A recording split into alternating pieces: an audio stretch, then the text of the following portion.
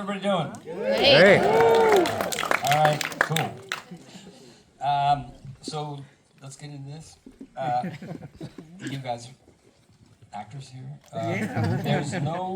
There's probably no actor around. You know how there are some people that everybody knows, you know, if you're an actor, you go, oh man, that woman, is she good? You know, or is this guy good? Everybody knows, but maybe they're not necessarily famous yet, or they're not getting the recognition, or whatever that is. But actors know, you know. So that's what Adam has been, not just to me, but to everyone, I think. You know, everybody would just see this guy and go, fuck, this guy is really great. And so to see him get this, you know, the whole Severance thing, it's just great, because you kind of feel satisfied, or you know, when you've been secretly kind of in your head or telling people, cheering somebody on, you know, and then finally everyone recognizes it. It feels good. So I have a zillion questions for him, and then later, I guess, is it a Q&A thing too? Yeah? Oh, she left. Seriously, the woman who said, yes, I'm out here.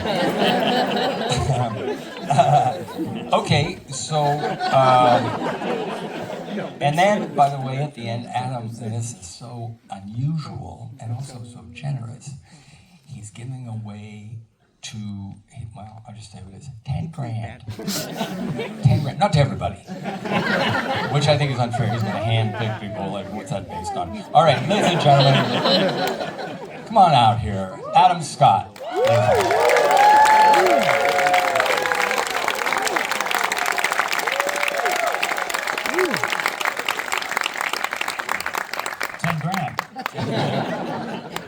Okay, I'll agree to that. And it's going to be like when I see you pick, I'm going to go, well, what's that based on? You know, Right. Why that woman? Why that man? So I decided, why doesn't everybody get 10 grand? Yeah, okay.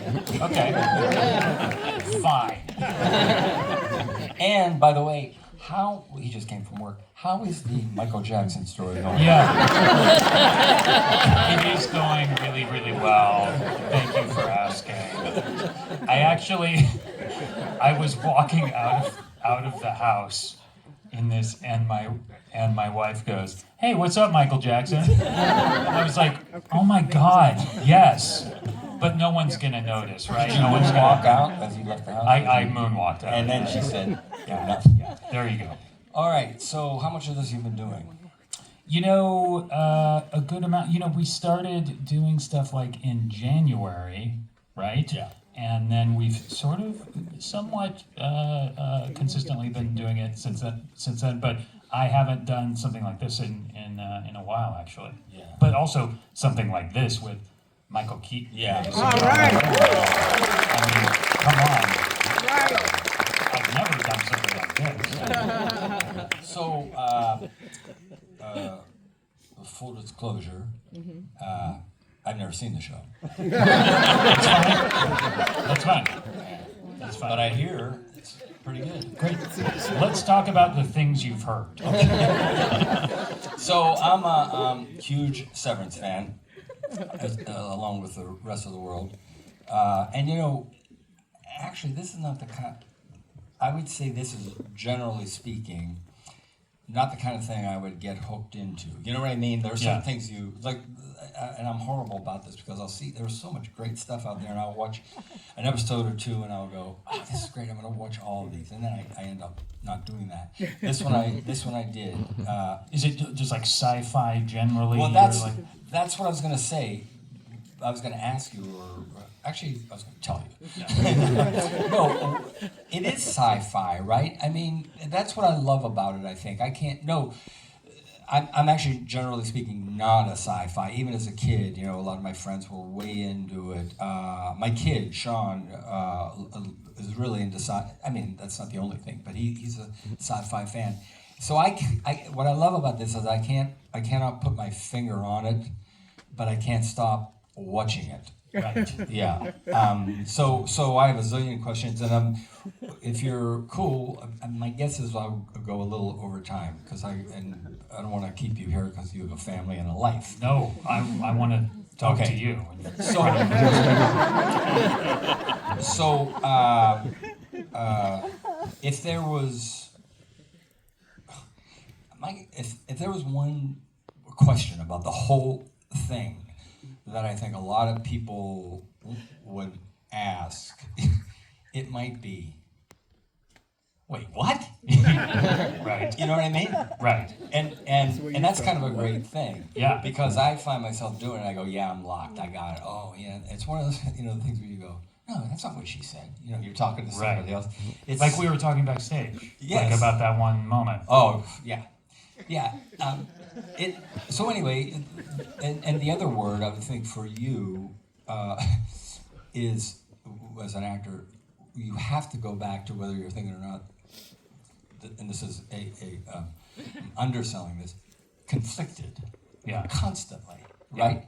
So I'm going to praise you for a while, and then I just want you to talk, but what I love about what you do in this is, and I may have told you this, but you constantly have to thread the needle. Like every friggin' episode, I look and I go, oh man, I'm exhausted just watching it. Playing that thing where you go 100%, 1,000,000% locked in, not a question that I believe your character, and I go, oh man, okay. And then because the humor is so friggin' good in this, it's so great and weird. Yeah. And when it comes, and then you either like, boom, nail it, or you look like almost like the audience. You know what I look mean? like the Yeah. audience. And you go, okay, now we're in, and then we're back into something really heartfelt and weird. Is it exhausting? Yeah, but like in a really good way where you're, because we shot for a while. Like I remember looking at a call sheet and it was like 127 of 183 shooting days.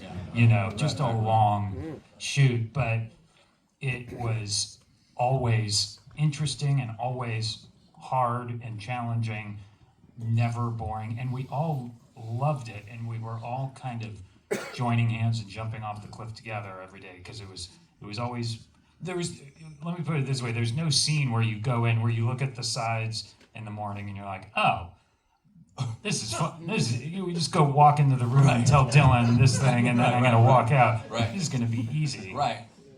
You make that mistake a couple of times because no matter what, every scene has 3 or 4 other things going on, and so there's no like simple scene on the show, right? Oh, yeah, exactly. I mean, I'm looking at it, I'm exhausted watching it, but and the cast is so good. Oh yeah. I mean, everybody's just so friggin' great, and then everybody like, well, I guess you just answered it. You got it. Everybody said, I think we know what this is, right? Or I think we know we're into something, so let's just jump in. But it doesn't look like anybody. No one sticks out as, well, the guy's kind of, he's kind of not phoning it in, but it must have been a case of, let me ask you this. Was it explained to you, did Ben or whomever, by the way, one of the guys who writes for the show, coaches River, my grandson's basketball team, he's the nicest guy in the world. Really? Yeah, he sees me coming to the games, and I see him going, oh shit, he's going to ask me the same question. Yeah. So make stuff up like, that's come on, great. kids, come on over here. And one of them told me that it kind of started out as a comedy, right? Yeah, well, I think that Dan Erickson, who created the show, I think he, I think, yeah, maybe it was a comedy at one point, and then at one point it was more of a kind of straightforward, serious science fiction thing, and then he kind of melded the two. I believe, I could be wrong about this, and sort of played with the world a little bit, and played with the culture of Lumen a bit. Yeah. And then developing it with Ben, certainly a lot of that came into play as well. So did Ben have this a long time ago? It was, I believe, Ben first. Oh, okay. I remember exactly when it was because it was the day that the travel ban first went into effect in January of 2017. Jeez. That he first called me about it because I was in Sundance. We were watching the travel ban stuff on TV, and I went out into the snow to take the call. Weirdly, that's exactly when it was. So, and then I think there was a pilot script and they were just kind of developing it, and he just wanted to tell me like the basic idea, and he's like, I just want you to think about it, and that maybe down the road it'll pop up. Did he talk about the time?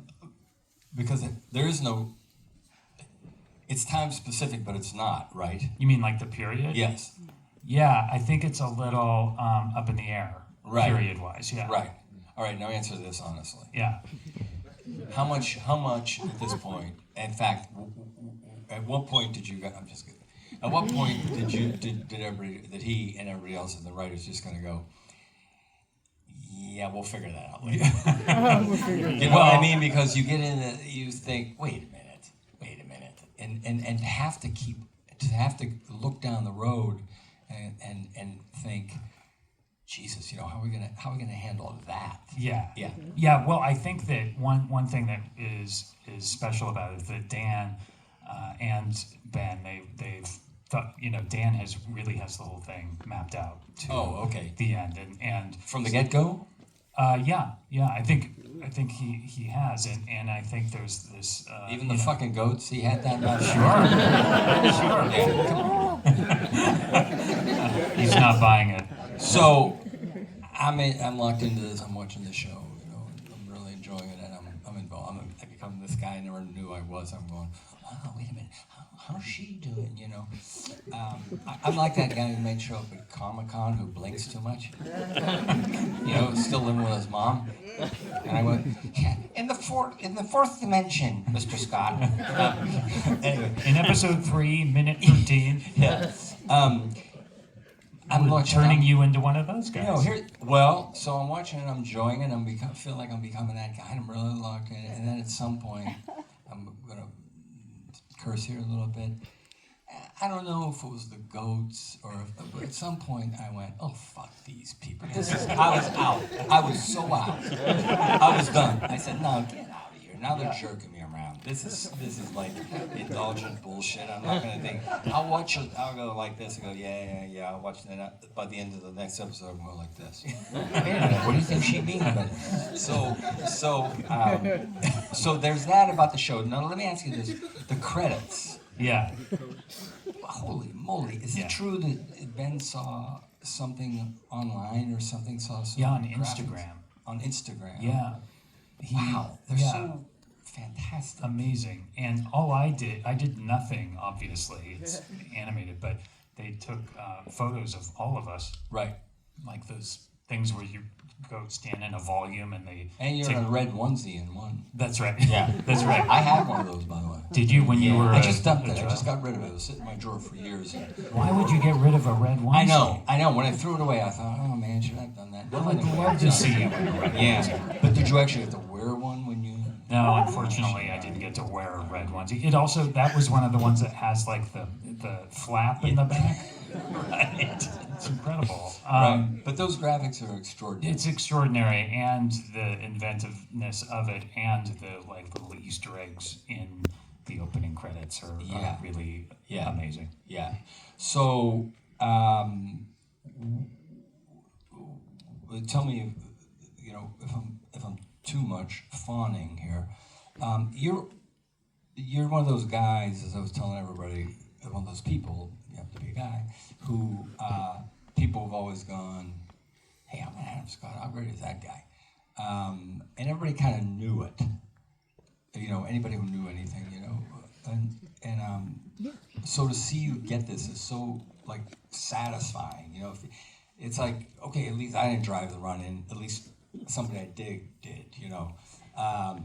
And your nuanced stuff is kind of amazing because you can do that in a movie, where you got 4 months or 3 months or 2 months or 6 weeks or whatever it is, and you go, okay, I got it. I see the beginning and the end. But this is, endless, and you still don't know when the thing's going to end. Right. So, all kidding aside about being exhausting, you know, it's day to day, isn't it? It's kind of like I gotta lock into this reality, and you play doing nothing. Well, you play not saying anything, but like clicking up here, like brilliantly, you know, brilliantly. That's what he does. Thanks. Really It's a really an extraordinary performance. The whole thing. Thank It's you, just Michael. great. Thank you. It's just so fun to watch. Thank you. So you know, there's that. When in this episode though, in this episode, you know, when you say to yourself, and by the way, I'm not the brightest guy in the world, I guess, because I get really freaking confused. But but it's in my house. Between Marty and I, it's a lot of, no, it's an Audi. No, it isn't. It's the, there's a lot of going back and forth. That scene, I wrote a note. I have notes here. I actually there's one, turn off the air conditioner. Oh, I did that. Yeah, no. You have to do that before you leave the house. When you it's a waste of money. look at yourself and I go, wow, does he love himself? Sorry to go deep on that. Yeah. Because there's that beginning where you're, see, here's another thing, the camera. What era are we in? What is that camera? How do they, you know what I mean? I thought, did Ben choose that camera and say, no, I'm sure. This is kind of in a zone where it's not a new Mac phone, because you can do it on your phone. Right. So when you're looking at yourself, and did you think, well, I know where I'm going to head, so I want to start him here because, you know, I read the scripts where we discussed what the episodes are going to be, or the writers or producers or whomever, and you kind of knew where you're going. Did you think, I got to get him here because I know where we're headed? Yeah. And then, you know, once again, the unbelievable conflict, you know, with yourself. It's just great to watch. So that beginning, the look on your face, you know, looking at yourself, I thought that's an interesting choice, you know, as opposed to just going, I'm looking at myself. It's a little freakish. You seem so pleased, like I'm comfortable with myself. I feel like I think I was kind of imagining this happening, and I think my first gut feeling was it would just be so bizarre, no matter what your feelings for that other side of yourself, and no matter how much conflict there is, it would just be a moment of kind of wonderment seeing this thing, just like, holy fucking shit, look at what I'm doing. This is crazy. Before getting into the meat and potatoes of what they needed to discuss, because they were on this collision course through the whole season.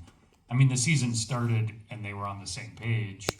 And You mean they? Innie and Innie and Audi Mark. Yeah. In fact, Innie Mark kind of thought of his Audi as almost like a celebrity or something, like someone he needed to kind of look after and help out, and he wanted to help get Gemma out for his like the relationship was there was this weird power dynamic, but then their interests started to diverge, so it was inevitable that they had to have this scene. And it was always, you know, that scene when you're working on something and there's that scene coming up on the schedule and it's just the thing, it's on the horizon and there's no stopping it. It's coming, you're gonna have to do it. And you're just so scared of that scene. I get sick on that day. I go, no, I can't commit. So that was that scene, that season. I was just like, oh my God, how are we getting, Because of the difficulty or because... I think so. The difficulty and the myriad opportunities to screw it up. Yeah. Like I could lean in. Or what choice to take, Like I'm going to have to commit to something. Right. And it might be wrong and it might be corny once it's all. So, but you know, I had been there and we've been doing the show for a few years. So, you know, when you're with a director that you can just completely lean on, Yeah. you can just. Not really, but I'm just.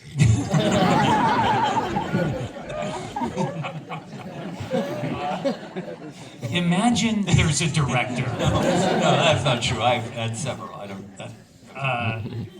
But because I like, assuming there's a lot of actors in the audience, like there's always that inner critic kind of watching the performance, and you know. See that. Not for a second do I see that. Well, And that's always a challenge. Do you look at the monitor? No, Good, but no, good, I don't. good. No, particularly for difficult scenes like Yeah.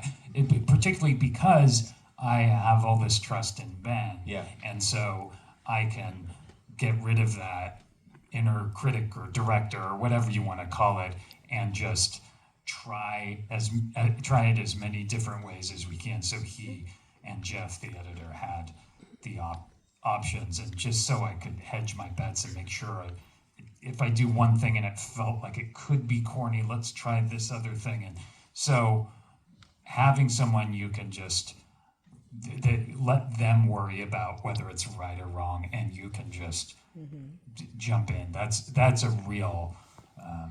And I felt lucky to be able to do that with someone like him. Yeah. Well, also, like I keep saying, you're not done in 4 months. You know, you're not done. This is an ongoing thing, and you also have the burden. Your character has the burden. Well, no, yeah, and you, the actor, has the burden of being. Everybody, to some degree, in this show, it tells the story, but mostly they're telling their story more than the story. Mm-hmm. So you, in fact, in this episode, I started to laugh because I looked. There's like about a 3-4 sentence, and I'm looking at your character and just totally locked in, going, "Yeah, there's Mark. You know, Mark has and talking. Boy, he's a poor guy. You know, I'm looking." And then I thought, "Oh fuck." They gave him that thing where he has to explain to the audience what's going on right now. You know what I mean? And I went, well, okay, he got out of that one. You know, you go through there and kept on moving. But you're a character. You have that. You know, because you're the guy. Yeah. You're the exposition. You're the. What did Gary? Someone told me. The director and writer Gary Marshall used to call it laying pipe. You know, you lay all the pipe. So you have that. You have that. I don't say burden. It's like, well, you know, but it sounds, you know, like poor me. But you do. You're the guy. Yeah. You're the guy, and so much of it is here and in the eyes, and you know what I mean. And I never watch it and think. I don't check out. Like I'm with both Marks. You know. Thanks. And did you choose to do a thing where you look? Yeah, I want to keep talking about you because I have a thing you and I talked about one time that you asked me about. But did you consciously say, I need to look just a little different when I'm my innie from when I'm my outie? Like a physical thing? Yeah. Yeah, Marty brought that up. She thought maybe you did. Yeah. It's a subtle thing. We didn't do anything with makeup or anything, but I kind of felt like it's almost like a math problem, like life experience does something to you once you've been alive for a certain amount of time. It does do something to you, and trying to just lighten the load a little bit, kind of physiologically. It's all still in there, but he's not conscious of it, so he's thinking about things in a completely different ways.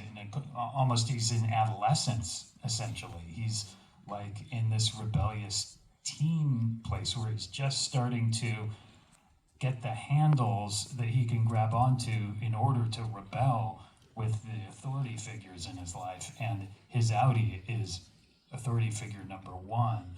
And so I always felt just sort of physically there is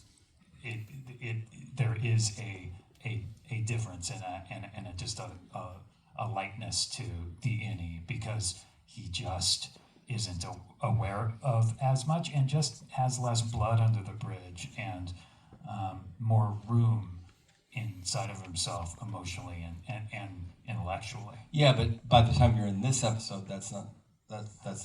I mean, but as the show goes on, yeah, Sure. obviously There's certainly a lot more at that point. Yeah. So when you started doing it, did you look at it and think about all this stuff, or did you? You mean when we started the show? Yeah, I mean, how much was told? How much did you and Ben or whomever, the writers, I'm assuming Ben, Stiller, did you say, yeah, how much of that did you think down the road and think, well, boy, because I can't imagine anyone. That's why I half jokingly say, how much of this are these guys figuring out as you go along? There has to be an element of it. But in terms of you, the actor, how much, not figuring out as you go along, but did you say, here's the things I know for sure about this guy? Yeah. And then you've got to go, then what about this guy? Yeah. And then you say, well, it's the same guy, but it's not the same guy. Right. It's like different sections of a guy. Yeah.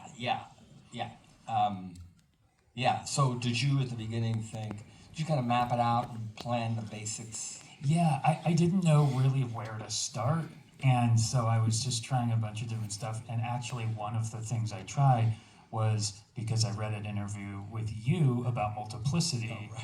Oh, right. A while back, where you had in your trailer had charts you Yeah. made because you had 6. Well, It got it was for it grew. Yeah, it was cloned. Multiplicity is terrific. Harold Williams movie. It's so good. And Michael gives a masterclass on how to play different versions of yourself. Well, yeah. So when I watch this, though, it's in a lot of ways yours is more difficult. Here's the thing: I didn't want to do. I didn't want to do well. For this guy, he's a fat suit, and he wears this wig. And that guy, I thought, no. That's first of all, it's not what it is. It's a version of you. Yeah. And like the number 3, I guess. Harold Ramis and I would go back and forth and say, well, what is he? Because it's okay with me if he's gay. Let's just, say he's a gay man, And Harold would do this great thing. He was a Buddhist, so he'd never go, things are like this. Yeah. That's not really a Buddhist thing. Right. And he'd say, I don't know. And then at first I go, come on, I'll play him one more time. I'm good with it. I'm not, it'd be, and I'm not going to do the cliche thing, And then after a while, he won me over because I thought, yeah, this is a very nice man. He's just a hypersensitive dude, He just feels a lot. So I wanted to just soften him in a way, even with like a little makeup, just like real subtle, just like make him, just because when you look like that, or when you are open, your eyes look different. So don't you feel that? Yeah, that's actually a really good point. When you're open and you have less sort of weighing you down and less to kind of weigh you down about the world and less to protect yourself from the world, there's just something different, whether it's perceptible of seeing it from the outside or not. There is something different that you can feel in your eyes, right? Yeah. Or do you see in other people? There's and so go, okay, how do I do that? How do I become? Yeah. It's such a weird job we have when I think I know. it really is. So I'm curious though, when you had the chart, what were you charting? Okay, because it was so, I would actually think about this from time to time. I go, would I like to do it again or not? Because it was so hard, not like, oh, this is so hard. I mean, it was difficult technically because, there was the technology wasn't there. Now, in a lot of ways, it would be easy. But sometimes I think, yeah, but it might look too slick, it might look too done. Because the chart was this. It was really practical. I said, I broke all the guys down, and I said, okay, I know he's kind of going to be like that. And the hardest thing was, that's why I'm curious about the 2 marks, was there's me, it starts out, and then there's like the rougher-edged me, the little, not crass, maybe a little more crass, or maybe a little more primitive or whatever adjective you want to use, and then blah, blah, blah, all that. So it would be, we would, this is another thing I want to ask you. So you would, the chart was just a real practical thing. When I'm that guy, and I'm that guy, and I'm that guy, and then I'm that guy, and that guy, and they all have different wardrobe, and they're all different characters, and where am I going to be? Okay, I'm shooting that guy there, he's that, and then this guy's like that, same guy, he's like that, and I go, and then we're shooting there. I had to kind of at least have a place to go, okay, I'll drive myself crazy if I don't know roughly what the shooting is going to be. Not like I knew every scene of every day. I just had to have a rough idea. In fact, this is interesting. Well, me. Ben Stiller's walking across the lot. I never met him. And I was, I knew how talented this guy was, right? And he's coming and I go, hey, how you doing? What are you doing? And I explained it to him. And I said, This is when you were shooting Multiplicity. Yes, I'm sorry, yes, shooting Multiplicity. He goes, really? He looked curious. I go, yeah, come here, I'll show you something.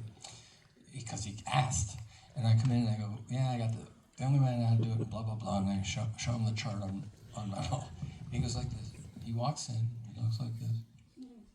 He never said a word. He walked out, and I haven't seen him for... I never saw him again. I thought... I don't think it was offensive. The guy asked me. I just wanted to show. Yeah. That's so funny because then years later, when we're shooting the first season of Severance, and I told him, I tried to make a chart like Michael Keaton did with Multiplicity. He was like, oh, you know what? I actually got to see that chart in real life. So he definitely remembered. I guess you're right. But when I'm watching Mark or Mark. Yes. She says Mark. Yeah. How about that for a choice? I look at her, she's so freaking great in everything she does. Yes. And I thought, because I love the practical things of really of going to work as an actor too. Like, did she go, shit, I wish I wouldn't have chosen this voice. Now I'm locked I'm into stuck with it. every day. So today I was watching, before I came over, watching the show, and the episode, and I was thinking about that very thing. I thought, okay, now what did he do when he said, okay, I'm going to see myself, I'm going to speak to myself? That's beyond deep, and that's actually harder than the Multiplicity thing because it just is harder. And you're thinking, when I look at myself, and we think about ourselves, or we, if we, want to contemplate who we are and all that. But you're seeing it on a screen. That's a whole other thing. That's a whole other level. And I thought, wonder what he did there. I wonder what he was thinking there. Or did you just say, you know what? I don't really know what's going to happen. Sometimes I prefer not knowing nothing. Yeah. I just don't want to know nothing. I just want to show up and go, I don't know, let's see what's in there, and it's either going to come out or it's not going to come out. Did you think, oh boy, what? And then of course now you're in take 14, and you're conscious of it, and that's always the danger. You're conscious of it, you're self-conscious. And so what was that like? Because you physically see your face, yourself, but you know that is you and not you. Yeah. Right? Yeah. So what was the process, or how'd you get ready for that? I made tapes not tapes, I recorded both versions in my apartment on my phone, just so I would have something to rehearse with and make sure I was learning the lines, but also the scene was changing all the way up till we started shooting the scene. Being rewritten. Yeah. Because it was a hard one to write. Dan did an incredible job, but yeah, it was a puzzle, and so I recorded in my apartment. Oh, what I was going to say was, getting there on the day, and when we started shooting, I was using the we'll call them the apartment tapes. No, we don't need to call them that. I was using that at first when we were shooting the scene, But then as the scene went on, we started using what I was shooting while we were actually shooting the scene, right? Wait a minute, you were using... I was using the version I shot Just on say my... it. Come on, they permanent tapes. You know they're coming out in a book. Yeah. You know the guy's going to capitalize on it. It's No, going to go be ahead. my first album. It's going to be called The Apartment Tapes. Anyway, what I mean to say is, as we were shooting the scene and I was able to use what we were actually recording right there on the set, it started taking shape a bit more rather than using something from 4 days ago in my apartment, right? Because it started feeling like it was happening in the moment. Yeah. And yeah, I feel the same way as you do. I think so, which is I like to certainly be prepared and know my lines and stuff. But as far as really knowing what's going to happen, leaving like 20% blank, Yeah.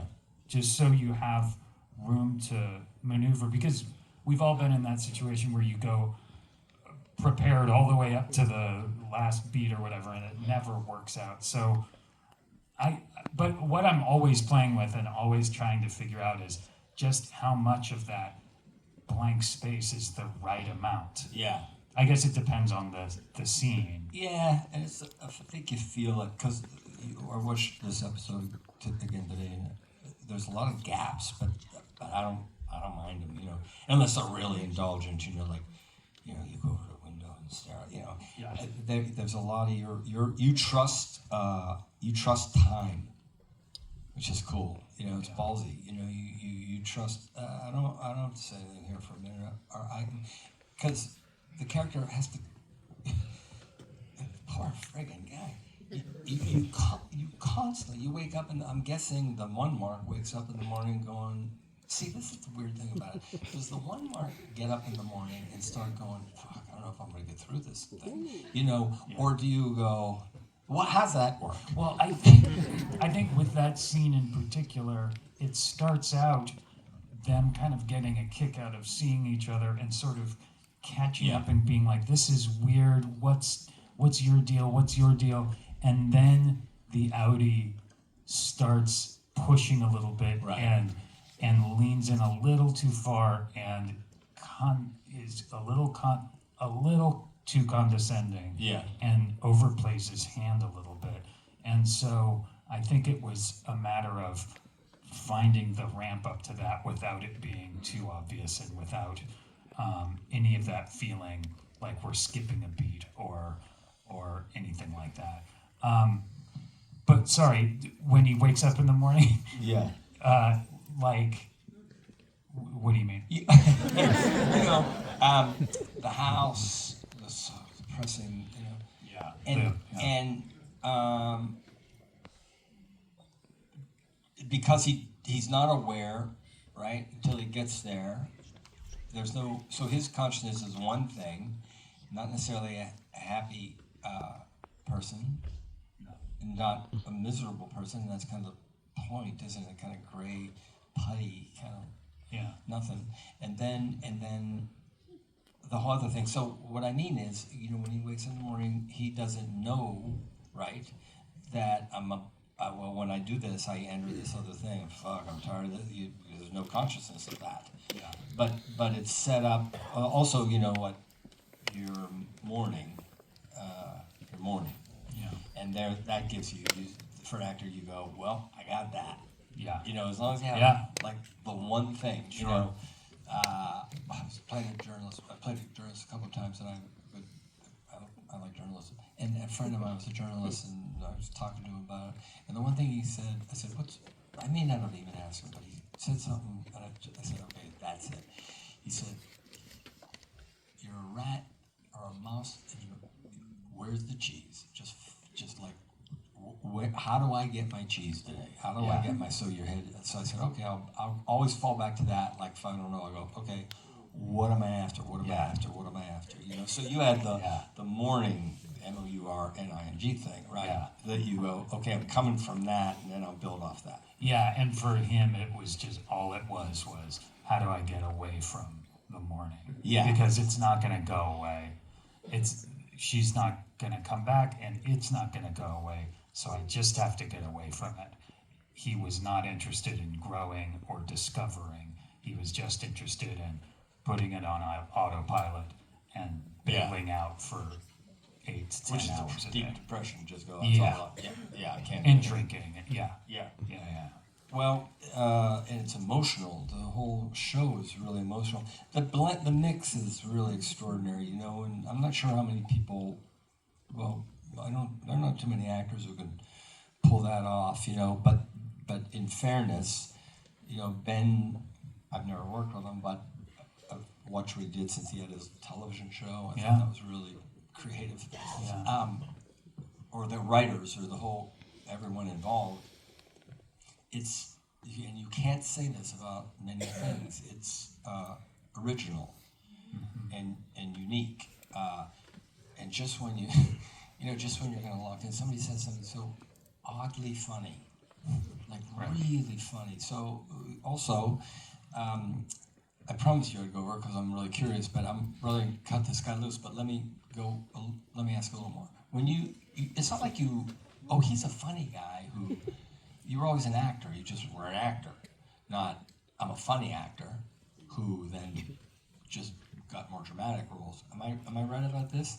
Because I was hip to you a little bit, mostly like I'm like everyone else. Party Down really.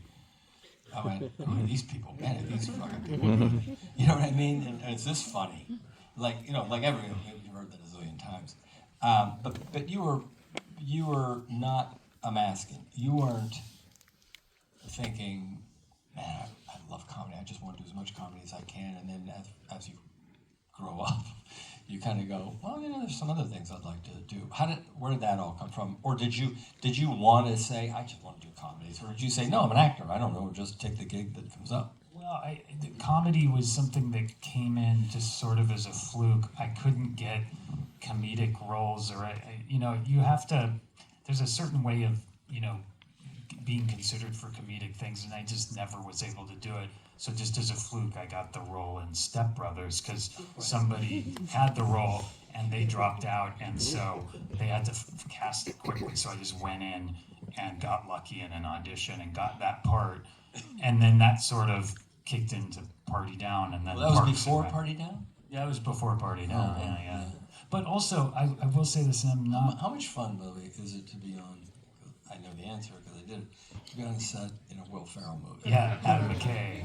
Or an Adam McKay movie. Yeah, Will and Adam were. I mean, that was so fun. Yeah, Will. I mean, I didn't know what the hell I was doing. Yeah.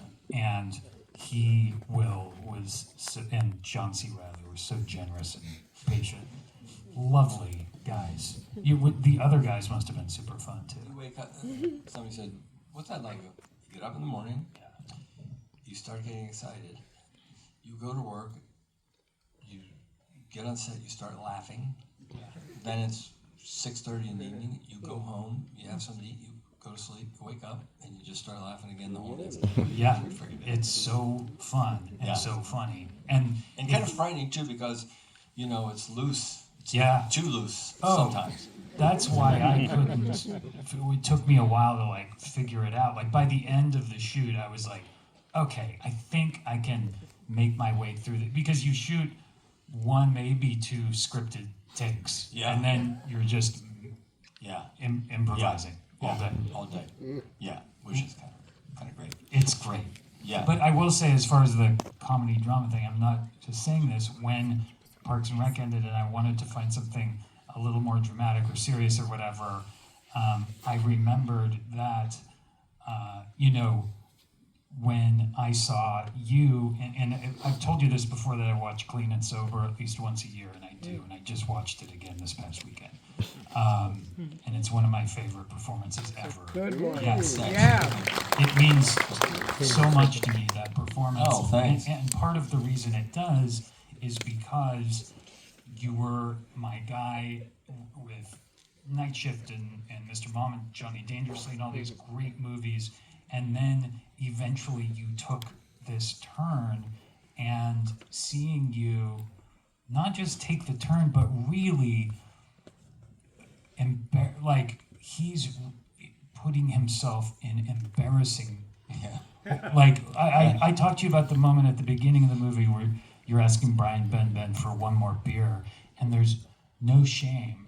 And it's really embarrassing. And watching, like, my guy show his soul like that, and you don't even admit that you have a problem till the last 20 seconds of the movie. Exactly. Yeah. You don't even say it out loud. Yeah. Well, I think, there's this is getting obnoxious, I know, but the reason I'm a fan is you just tell the truth. Even when I did Night Shift, I think what happened was, I know what happened. I never looked at it like, I for sure saw opportunities there was a lot of improvising in that as well. I improvised a lot of that movie. But there were moments where I went, oh no, I want to be funny, and then I'd step out and cheat a little bit and go for a joke that wasn't necessarily in character, but not often. All I wanted to do was say, is this guy real? In this insane world, but is he real? And then when we did the scene, there was a scene under a Christmas tree, and it wasn't. You're supposed to say, oh, there's a little more to this guy than we thought, blah blah blah. And I just played it. I just thought, I don't know what else I'm supposed to do because I went in knowing who the guy was. At least my version. I said, this is it. It's either going to work or it doesn't work. So then you just do who the person is. And I remember Ron Howard going, wait a minute. We stopped. I thought, okay, we're stopping. And then there was a discussion, and he wanted to shoot it differently. And so he said, wait a minute, I see what he's doing, so I want to shoot it differently. But I never looked at it and. Did he want to just get in I there? think, as I recall, he would set up the scene. But the moment he went, I think we got a moment, and let's. I wasn't ready for that. Whatever. I'm trying not to be too self-indulgent here, but I think that's what happened. But I never saw it as I'm going to act here. It was just, well, let's think about this. The scene's about my father. Yeah. I don't know what's the truth of that. This is where it's heading. Yeah, what's the truth of that guy? That's all. That's it. And so just play whatever it is. So when there are so many, and it seems to be happening more now with really funny people. It used to be they wouldn't get a shot, or a guy who was known for comedy, or a woman who was known for comedy would say, I got more to say in the world, and then they'd give him a role, and it was always, okay, you're a killer, You strangle people at night, or whatever, and then they say, I want to play, but now, and I don't know how it evolved, that somehow a lot of funny people are hipper to it now, or is it that they're getting more opportunities? I also have to say something that sounds kind of arrogant, but not about me, but about what I think is there's something about people who are genuinely funny. They have a kind of intelligence. You know what I mean? Maybe that's obvious. I don't mean to say, funny people are really smart. That's not necessarily it. I think it's a kind of intelligence where you look at things, you just see things in a skewered way that's funny. So if your brain is working like that, and also it comes from truth ultimately, right? It comes from irony and truth. So if a person wants to move in that direction, you just say, well, what's the truth? What's the truth of the character? What was funny is because I was telling the truth. The guy did a silly thing because, it was ironic or whatever. And so then you just take that into the next thing. And if you're a curious person, that's all it was for me. And I'm sure it is for you. That's why I think I relate when I watch you. I think, I'm a curious person. So I'm curious, and I happen to be an actor. And so I have this story to help tell. Then you just say what the truth is. It's not like watch me act. It was never like that for me. And that's what I get from you. It's like, this is the gig. This is the guy. I don't know what else you want me to do.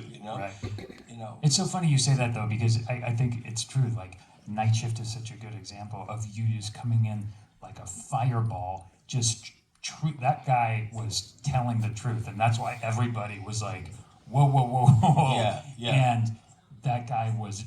He was a lot of things. He was not full of shit. He was ready to figure it out and scheme this place out and turn it into the thing that it needed to turn into. I haven't seen Night Shift in a while, but I remember just being like, holy shit, who is this guy? But I wanted to play the character. I said, yeah, I want to get the jokes. I want the laughs. That's for sure. Yeah. Oh, yeah. But I want to be the guy. I don't want to step out of the guy. Yeah.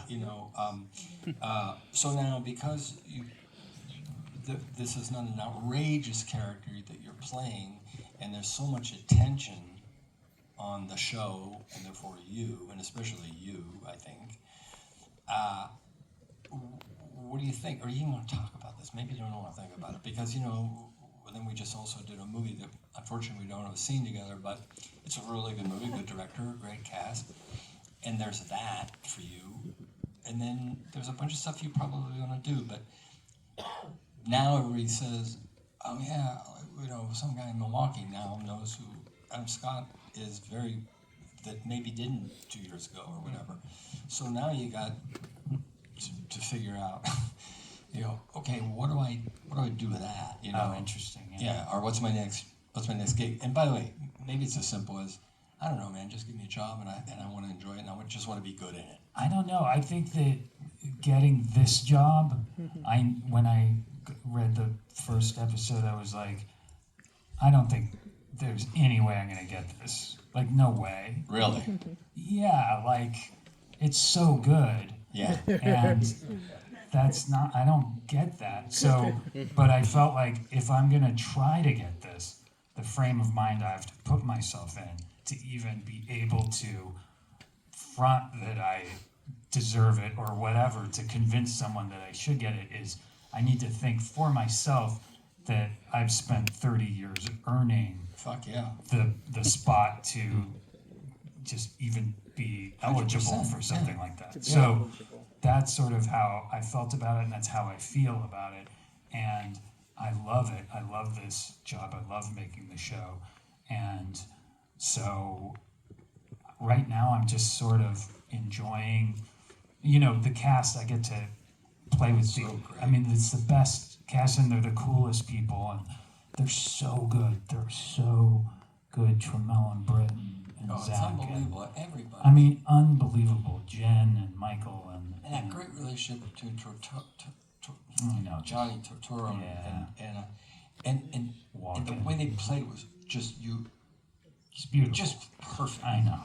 Just perfect. It's crazy. And Patricia, I mean, She kills me, man. she's Kills me. Kind of scares me. I know. I love Frank. And she's like fascinating to work with because Patricia is unafraid. Yeah. She will experiment and experiment until she could, and it's the best. Yeah. I mean, incredible. That's the thing about a series, though, is that you go, well, I made that choice. That's it. I can't turn around now. Yeah. That's right. Sorry. We're supposed to do question. I'm sorry. This is a bit indulgent. Sorry. Are we done, or are we? That's it. Okay. How far over do we go? Over a little bit. I hope. Good. All right. Hey, thanks for coming. Thank Scott. you.